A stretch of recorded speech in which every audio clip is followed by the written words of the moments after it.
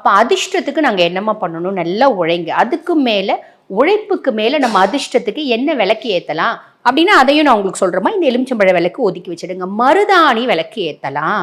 மருதாணி எத்தனையோ வரம் வாங்கியிருக்கம்மா, அது ஒரு பதிவாகவே உங்களுக்கு கொடுக்குறேன். அதாவது மருதாணி தான் இருக்கும் இடத்துல நல்ல செல்வ செழிப்பு, சந்தோஷம், குதூகலம், ஒத்துமை, நிம்மதி எல்லாமே கிடைக்கணும் அப்படின்னு அவள் வரம் வாங்கியிருக்கா. ஆக அந்த மருதாணி இன்றளவும் பூமியில் வந்து பார்த்தீங்கன்னா மருத வாசனையை வச்சு நம்ம செய்கிறோம் அப்படின்னும் போது அவள் வாங்கின வரத்தினோட ஒரு பயனால் நமக்கு இது எல்லாமே கிடைக்கும். அப்போ இந்த மருதாணி விளக்கு எப்படிம்மா ஏற்றலாம் அதையும் சொல்கிறேம்மா.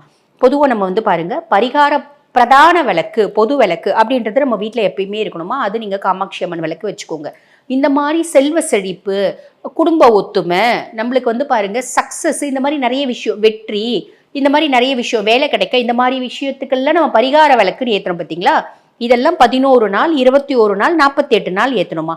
அதில் இந்த மருதாணி விளக்கும் நீங்கள் 21 நாள் ஏற்றிக்கோங்க. இது எப்படி ஏற்றணும் அப்படின்னா, ஒரு மண் தட்டு வாங்கிக்கோங்க, ஒரு பெரிய அகல் வாங்கிக்கோங்க. அந்த மண் தட்டு நல்லா கழுவிட்டு தொடச்சிட்டு அதுக்கு சந்தனம் மஞ்சள் குங்குமம் வச்சுக்கோங்க. அந்த அகலுக்கும் சந்தனம் மஞ்சள் குங்குமம் வச்சுட்டு அதில் வந்து பார்த்தீங்கன்னா தாமரைத்தண்டு திரி போட்டுக்கோங்க. அந்த விளக்குல நெய் போட்டுக்கலாம், அப்படி இல்லை ஆமணக்கு எண்ணெய் போட்டுக்கலாம், இல்லைன்னா விளக்கெண்ணெய் போட்டுக்கலாம். அந்த தட்டில் மருதாணி பூ ரொப்பிடுங்க.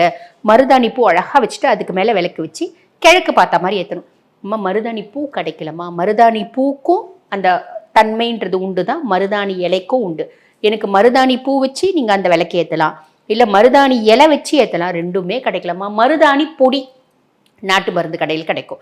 அந்த மருதாணி பொடி வச்சு அதில் விளக்கு ஏற்றி உங்களோட வழிபாடு நீங்கள் வேண்டிக்கோங்க. யாரை வழிபாடு பண்ணலாம், மகாலட்சுமி தாயாரை வழிபாடு பண்ணலாம், அதுக்கும் மேலே குபேரனை வழிபாடு பண்ணலாம்.